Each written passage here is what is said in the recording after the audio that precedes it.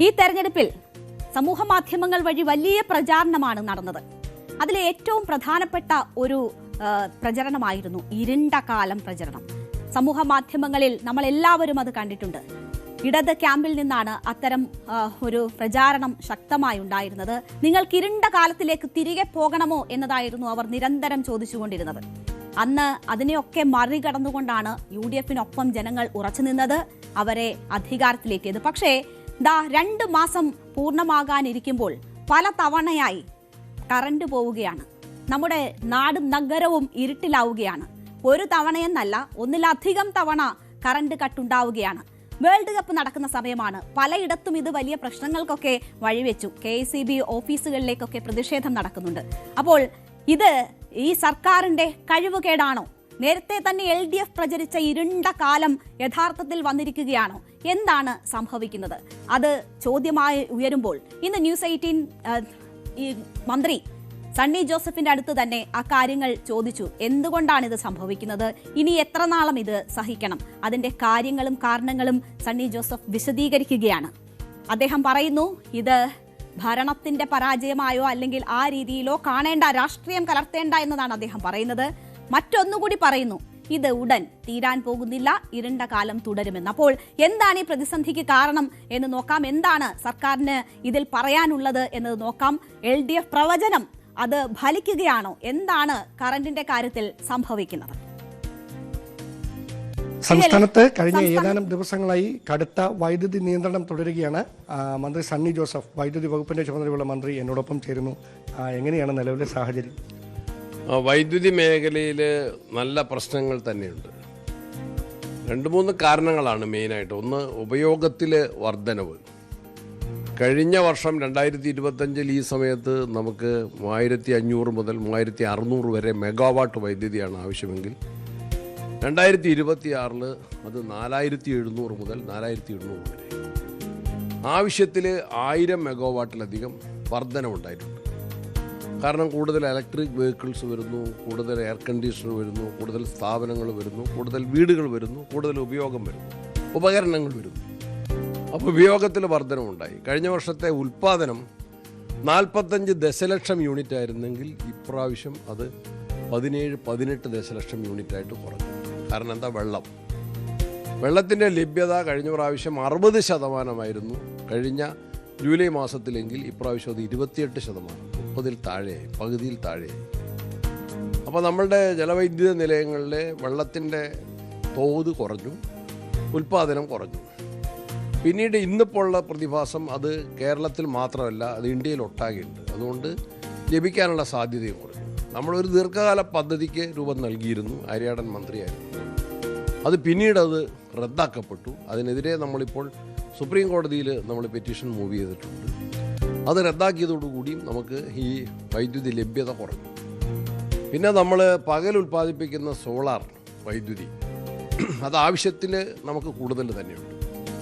പകൽ 1 പൈസയാണ് ഒരു യൂണിറ്റിൻ്റെ വിലയെങ്കിൽ രാത്രിയാകുമ്പോൾ അതിന് 10 രൂപ കൊടുത്താൽ കിട്ടാത്ത സാഹചര്യം കൃത്യമായി മനസ്സിലാക്കണം. പകൽ ഒരു യൂണിറ്റ് വൈദ്യുതിക്ക് 1 പൈസയ്ക്ക് കിട്ടുമെങ്കിൽ, 1 രൂപയല്ല, 1 പൈസയ്ക്ക് കിട്ടുമെങ്കിൽ രാത്രി 10 രൂപ കൊടുത്താലും അത് കിട്ടാത്ത സാഹചര്യം. പകൽ ഉൽപ്പാദിപ്പിക്കുന്ന സോളാർ രാത്രിയിലേക്ക് സ്റ്റോർ ചെയ്യാൻ കേരളത്തിൽ സംവിധാനങ്ങളില്ല. ആ സ്റ്റോർ സംവിധാനത്തെ ബാറ്ററി സ്റ്റോറേജ് എന്ന് പറയും. ആ സ്റ്റോറിംഗ് സംവിധാനം നടപ്പിലാക്കുന്നതിനുള്ള പദ്ധതികൾ ആരംഭിച്ചിട്ടുണ്ട്. അത് വേഗത്തിലാക്കാൻ ശ്രമിച്ചുകൊണ്ട് ഈ നിയന്ത്രണം എപ്പോൾ വരെ തുടരും? മഴ കിട്ടുന്നത് വരെ ഈ നിയന്ത്രണം തുടരേണ്ടി വരും. പിന്നെ അതിനിടയിൽ ഇത് ലഘൂകരിക്കുന്നതിന് വേണ്ടി നമ്മൾ ഹ്രസ്വകാല കരാറുകൾക്ക് അനുമതിക്കായിട്ട് കമ്മീഷൻ്റെ മുമ്പാകെ നമ്മൾ അപേക്ഷ സമർപ്പിച്ചിട്ടുണ്ട്. അതിനുള്ള സാധ്യതകളുണ്ട്. അങ്ങനെ ഏതെല്ലാം തരത്തിൽ വൈദ്യുതി ലഭ്യമാക്കാമോ അതിനുള്ള പരിശ്രമങ്ങൾ നടത്തിക്കൊണ്ടിരിക്കുകയാണ്. അപ്പോൾ സംസ്ഥാനത്ത് വൈദ്യുതി നിയന്ത്രണം തുടരും എന്നതാണ് മന്ത്രി സണ്ണി ജോസഫ് പറയുന്നത്. സംസ്ഥാനം കടുത്ത വൈദ്യുതി പ്രതിസന്ധിയിലൂടെയാണ് പോകുന്നതെന്ന് അദ്ദേഹം പറയുന്നു. വൈദ്യുതി ഉൽപ്പാദനം കഴിഞ്ഞ വർഷം ഇതേ സമയം 60% ഇപ്പോൾ 16 മുതൽ 17% വരെയായി കുറഞ്ഞിരിക്കുന്നു എന്ന് മന്ത്രി പറയുകയാണ്. വൈദ്യുതി ഉപയോഗം ഗണ്യമായി വർദ്ധിച്ചു. മഴയുടെ ലഭ്യത സുഗമമാകുന്നതുവരെ നിയന്ത്രണം തുടരേണ്ടുന്ന സാഹചര്യം എന്നതാണ് സണ്ണി ജോസഫ് ന്യൂസ് 18നോട് വെളിപ്പെടുത്തിയിരിക്കുന്നത്. ഇത് ഒരു ഭരണപരാജയം എന്ന് പറയരുത്, അങ്ങനെ പറയുന്നത് ശരിയല്ല എന്നതാണ് മന്ത്രിയുടെ നിലപാട്. ഇടത് സർക്കാരിന്റെ കാലത്തും ഇത്തരം നിയന്ത്രണങ്ങൾ ഉണ്ടായിരുന്നു എന്നാണ് മന്ത്രി പറയുന്നത്. ബാറ്ററി സ്റ്റോറേജ് വർദ്ധിപ്പിക്കുന്നതുൾപ്പെടെ ഇത് ഒഴിവാക്കാൻ ആവശ്യമായ ഇടക്കാല നടപടികൾ എന്തൊക്കെ വേണമോ അത് സ്വീകരിക്കും എന്നുകൂടിയാണ് മന്ത്രി പറയുന്നത്. ഒരു വർഷത്തിനുള്ളിൽ സംസ്ഥാനത്ത് പീക്ക് സമയത്തെ വൈദ്യുതി ഉപയോഗത്തിൽ 700 മുതൽ 1000 മെഗാവാട്ടിന്റെ വർധനയാണ് ഉണ്ടായിരിക്കുന്നതെന്നാണ് KECB ചൂണ്ടിക്കാട്ടുന്നത്. ഇടുക്കി ഉൾപ്പെടെ ജലവൈദ്യുത പദ്ധതികളിൽ നിന്നുള്ള ഉൽപാദനം 45 ദശലക്ഷം യൂണിറ്റിൽ നിന്ന് 14 മുതൽ 17 ദശലക്ഷം യൂണിറ്റായി കുറഞ്ഞുവെന്നും KECB പറയുന്നുണ്ട്. ഇതൊക്കെ ഇങ്ങനെ ഒരു നിയന്ത്രണത്തിലേക്ക് പോകാനുള്ള കാരണങ്ങൾ എന്നതാണ് KECB ചൂണ്ടിക്കാട്ടുന്നത്. 2025 ജൂലൈയുമായി താരതമ്യപ്പെടുത്തുമ്പോൾ അണക്കെട്ടുകളിലെ ജലനിരപ്പ് എന്ന് പറയുന്നത് 60% നിന്ന് 28% കുറഞ്ഞിരിക്കുകയാണ്. എൽ നിനോ പ്രതിഭാസം കാലവർഷത്തെ ദുർബലപ്പെടുത്തുകയും അതുമൂലം അണക്കെട്ടുകളിലേക്കുള്ള നീരൊഴുക്ക് കഴിഞ്ഞ വർഷത്തേക്കാൾ വളരെയധികം താഴ്ന്ന നിലയിലേക്ക് എത്തിച്ചേരുകയും ചെയ്തതോടെയാണ് വൈദ്യുതി പ്രതിസന്ധി രൂക്ഷമായത് എന്നതാണ് KECB ചൂണ്ടിക്കാട്ടുന്നത്. 2026 ജൂലൈ 14 കണക്കനുസരിച്ച് അണക്കെട്ടുകളിലെ വെള്ളത്തിന്റെ അളവ് 28.8% കഴിഞ്ഞ വർഷം ഇതേ ദിവസം അത് 60%. അതിനാൽ ജലവൈദ്യുത നിലയങ്ങളിൽ നിന്നുള്ള ഉൽപാദനം വർദ്ധിപ്പിക്കാൻ പറ്റാത്ത സാഹചര്യമാണുള്ളതെന്നും പറയുന്നു. ഇതിനൊപ്പം അന്തരീക്ഷ താപനില ഉയർന്ന നിലയിൽ തുടരുന്നതിനാൽ എയർ കണ്ടീഷണറുകളുടെ ഉപയോഗം ഉൾപ്പെടെയുള്ള വൈദ്യുതി ഉപഭോഗം അത് കൂടിയിട്ടുണ്ട്. അത് കണക്കുകൂട്ടലുകൾക്കും ക്രമാതീതമായി വർദ്ധിച്ചു എന്നാണ് ചൂണ്ടിക്കാട്ടുന്നത്. 2025 ജൂലൈ 14 ഏറ്റവും കൂടിയ വൈദ്യുതി ആവശ്യകത 3952 മെഗാവാട്ട് ആയിരുന്നുവെങ്കിൽ 2026 ജൂലൈ 14 അത് 4633 ഉയർന്നു എന്നതാണ് ചൂണ്ടിക്കാണിക്കുന്നത്. കേന്ദ്ര കാലാവസ്ഥാ വകുപ്പിന്റെ പ്രവചനങ്ങൾ പ്രകാരം ജൂലൈയിൽ രാജ്യത്തിൽ ലഭ്യമാകുന്ന മഴയുടെ അളവ് ദീർഘകാല ശരാശരിയുടെ 94% താഴെയാകാൻ ആണ് സാധ്യതയെന്നും KECB വ്യക്തമാക്കുന്നുണ്ട്. എൽ നിനോ പ്രതിഭാസത്തെ തുടർന്നുണ്ടായ ഉയർന്ന അന്തരീക്ഷ താപനില മൂലം രാജ്യത്താകെ വൈദ്യുതി ഉപയോഗം മുൻകാലങ്ങളെ അപേക്ഷിച്ച് ഗണ്യമായി വർദ്ധിച്ചതിനാൽ പവർ എക്സ്ചേഞ്ചിൽ നിന്ന് പോലും ആവശ്യാനുസരണം വൈദ്യുതി ലഭ്യമാക്കാൻ സാധിക്കാത്ത സാഹചര്യമാണ് ഉണ്ടാകുന്നത് എന്നതാണ് ചൂണ്ടിക്കാട്ടുന്നത്. അതുകൊണ്ടാണ് ഈ വൈദ്യുതി വാങ്ങിപ്പോലും ഈ പ്രതിസന്ധി മറികടക്കാൻ സർക്കാരിന് കഴിയാതെ പോകുന്നത് എന്നതാണ് ചൂണ്ടിക്കാണിക്കുന്നത്. വേനൽക്കാലത്തെ വൈദ്യുതി ക്ഷാമം പരിഹരിക്കാനായി മാർച്ച് ഏപ്രിൽ മാസങ്ങളിൽ മറ്റ് സംസ്ഥാനങ്ങളിൽ നിന്ന് വാങ്ങിയ 530 മെഗാവാട്ട് വൈദ്യുതി ജൂൺ മുതൽ സെപ്റ്റംബർ വരെയുള്ള മാസങ്ങളിൽ കേരളം തിരികെ നൽകേണ്ടതുണ്ട് എന്ന ഒരു സാഹചര്യം കൂടിയുണ്ട്. ഈ കരാർ വ്യവസ്ഥയിൽ വീഴ്ച വരുത്താൻ സാധിക്കാത്തതിനാൽ വൈദ്യുതി മടക്കി നൽകൽ ആരംഭിച്ചതും ഇപ്പോഴത്തെ പ്രതിസന്ധി രൂക്ഷമാക്കിയിട്ടുണ്ട് എന്നതാണ് പറയുന്നത്. അപ്പോൾ ഈ സാഹചര്യങ്ങളാണ് സംസ്ഥാനത്ത് ഇപ്പോൾ വൈദ്യുതി നിയന്ത്രണം ഏർപ്പെടുത്തേണ്ട അവസ്ഥയിലേക്ക് നയിച്ചതെന്നാണ് KECB കാരണങ്ങളായി ചൂണ്ടിക്കാട്ടുന്നത്. അപ്പോൾ നിരവധിയായിട്ടുള്ള കാര്യങ്ങളുണ്ട്.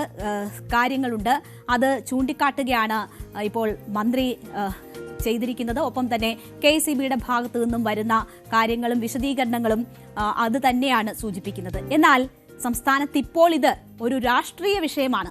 വൈദ്യുതി മുടക്കം സംസ്ഥാനത്ത് രാഷ്ട്രീയ വിവാദമായി മാറുന്നു വീണ്ടും എന്നതാണ് ഇപ്പോൾ നമ്മൾ കാണുന്നത്. നിലവിലെ പ്രതിസന്ധിയുടെ ഘട്ടത്തിൽ സർക്കാരിനെ വിമർശിച്ച് പ്രതിപക്ഷ പാർട്ടി രംഗത്തെത്തുന്ന സാഹചര്യം കൂടി ഉണ്ടായിരിക്കുകയാണ്. UDF വന്നതോടെ സംസ്ഥാനത്ത് പവർ കട്ടും വന്നു എന്ന് വിമർശിക്കുന്നത് മറ്റാരുമല്ല, CPI സംസ്ഥാന സെക്രട്ടറി ബിനോയ് വിശ്വമാണ്. അദ്ദേഹമാണ് ഇതൊരു രാഷ്ട്രീയ വിവാദമാക്കി തന്നെ ഇപ്പോൾ മാറ്റുന്നത്. എല്ലാ ചെറുപ്പക്കാരും അല്ലാത്തവരും ആകാംക്ഷയോടെ കാത്തിരിക്കുന്ന ഫുട്ബോൾ മത്സരം കാണാൻ അവർക്കാകുന്നില്ല. എല്ലാ വീടുകളിലും ആ പ്രയാസങ്ങളുണ്ട്. ആശുപത്രികൾക്കെല്ലാം മുന്നോട്ട് പോകാനുള്ള ചെലവുകൾ ഏറിയിരിക്കുകയാണ്. ജീവിതമാകെ തന്നെ ഇന്നിപ്പോൾ അതിൻ്റെ ഞെരുക്കത്തിലാണ്. നമ്മളെല്ലാം ഓർക്കുന്നുണ്ട് 10 കൊല്ലത്തെ കാര്യം. LDF ഭരിച്ച 10 കൊല്ലം കേരളത്തിൽ പവർ കട്ടെന്ന ഒന്ന് ഉണ്ടായിട്ടേയില്ല. LDF പോയി, UDF വന്നു, പവർ കട്ടും വന്നു എന്ന് പറഞ്ഞാൽ UDF എന്നാൽ പവർ കട്ടെന്നാണ്. UDF എന്നാൽ വെളിച്ചത്തെ അകറ്റുന്നുവെന്നാണ്. UDF എന്നാൽ ഇരുട്ടിനെ വരവേൽക്കുന്നുവെന്നാണ്. അതാണ് രാഷ്ട്രീയം. LDF രാഷ്ട്രീയം വെളിച്ചമാണെങ്കിൽ UDF രാഷ്ട്രീയം ഇരുട്ടാണ്. LDF രാഷ്ട്രീയം പവർ കട്ടിനോട് യാത്ര പറഞ്ഞുവെങ്കിൽ UDF രാഷ്ട്രീയം പവർ കട്ടിനെ വരവേൽക്കുന്നുണ്ട്. ആ സത്യവും നാം തിരിച്ചറിയുന്നുണ്ട്. എന്തായാലും ജനങ്ങൾക്ക് അവകാശമാണ് വൈദ്യുതി. അത് ഉറപ്പാക്കാൻ വേണ്ടി ഗവൺമെൻറ് എന്ത് പങ്ക് വഹിക്കണമോ ആ പങ്ക് വഹിക്കണം. അപ്പോൾ ഇത് നമുക്കറിയാം, ഇത് തെരഞ്ഞെടുപ്പിന് മുൻപ് തന്നെ ഒരു രാഷ്ട്രീയ വിഷയമായിരുന്നു. ഇതിപ്പോൾ വീണ്ടും ഉന്നയിക്കുകയാണ് CPI സംസ്ഥാന സെക്രട്ടറി ചെയ്തിരിക്കുന്നത്. അതായത് ഇത് സർക്കാരിന്റെ കഴിവുകേടാണ് ഇപ്പോൾ ഉണ്ടായിരിക്കുന്നതെന്ന് ചൂണ്ടിക്കാട്ടുകയാണ് ബിനോയ് വിശ്വം ഇതിലൂടെ ശ്രമിച്ചിരിക്കുന്നത്. UDF വന്നു, പവർ കട്ടും വന്നു എന്ന് ചൂണ്ടിക്കാട്ടുന്നതിൽ കൃത്യമായി അതിലെ രാഷ്ട്രീയം ചൂണ്ടിക്കാട്ടുകയാണ് ബിനോയ് വിശ്വം ചെയ്തിരിക്കുന്നത്. ലോഡ് ഷെഡിംഗ് നമുക്കറിയാം. ഇപ്പോൾ നേരത്തെ മുൻകൂട്ടി പറഞ്ഞുകൊണ്ട് കറണ്ട് കട്ടുണ്ടാകുന്നുണ്ട്. ചിലപ്പോൾ പറയുന്നതിലധികം സമയം കറണ്ട് കട്ടുണ്ടാകുന്നുണ്ട്. 10 മണിക്ക് ശേഷവും കറണ്ട് പോകുന്ന സാഹചര്യമുണ്ട്. ഒരു ദിവസം തന്നെ 3-4 തവണ അരമണിക്കൂർ വീതം കറണ്ട് പോകുന്ന സാഹചര്യമുണ്ട്. നഗരപ്രദേശങ്ങളിലൊന്നും ഈ രീതിയിലൂടെ കറണ്ട് കട്ട് ഞാൻ ഈ കഴിഞ്ഞ 10 വർഷത്തിനിടയിൽ അനുഭവിച്ചിട്ടില്ല. പക്ഷേ തിരുവനന്തപുരം തലസ്ഥാന നഗരത്തിൽ തന്നെ പലയിടങ്ങളിലും പലതവണ കറണ്ട് പോകുന്ന സാഹചര്യമാണ് ഉണ്ടായിട്ടുള്ളത്. അത് അറിയിപ്പിനേക്കാൾ കൂടുതൽ സമയം എത്തുന്നുണ്ട്. ഈ കഴിഞ്ഞ 10 വർഷം സ്കൂളുകളിൽ പോയി തുടങ്ങിയ കുട്ടികൾക്കൊക്കെ ഇങ്ങനെ ഒരു പ്രതിഭാസം കേരളത്തിലുണ്ടോ എന്നത് സംശയമായി തോന്നുന്ന സാഹചര്യമുണ്ട്. അത് കുട്ടികൾ ഓരോരുത്തരോടും ചോദിക്കുന്ന സാഹചര്യമൊക്കെ ഉണ്ടാകും. മാത്രവുമല്ല, ലോകകപ്പിന്റെ സമയമാണ്. കളി കാണാനൊക്കെ ഇരിക്കുന്നവർക്ക് കറണ്ട് പോകുന്നത് വലിയ ബുദ്ധിമുട്ടുണ്ടാകുന്നുണ്ട്. അതും ഇത് വലിയ ചർച്ചയാക്കാൻ ഇടയാക്കിയിട്ടുണ്ട്. ലോഡ് ഷെഡിംഗ് കാരണം ലോകകപ്പ് മത്സരം കാണാൻ കഴിയാത്തതിൽ KSEB ഓഫീസിൽ കയറിയാണ് തൃശ്ശൂരിൽ യുവാക്കൾ അതിക്രമം നടത്തിയത്.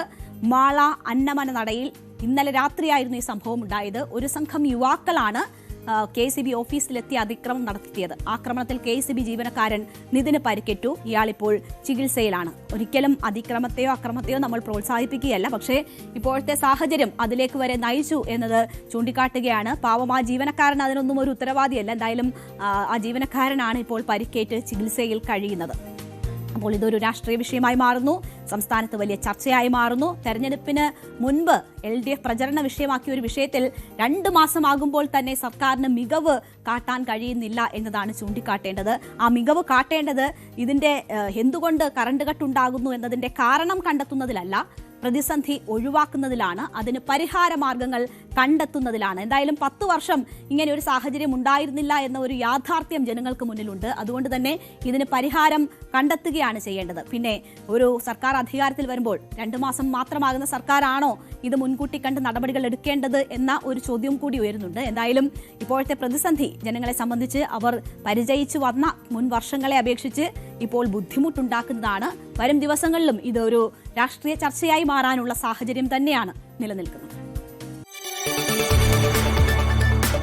കൂടുതൽ വാർത്തകൾക്ക് News 18 Keralam YouTube channel subscribe ചെയ്യുക.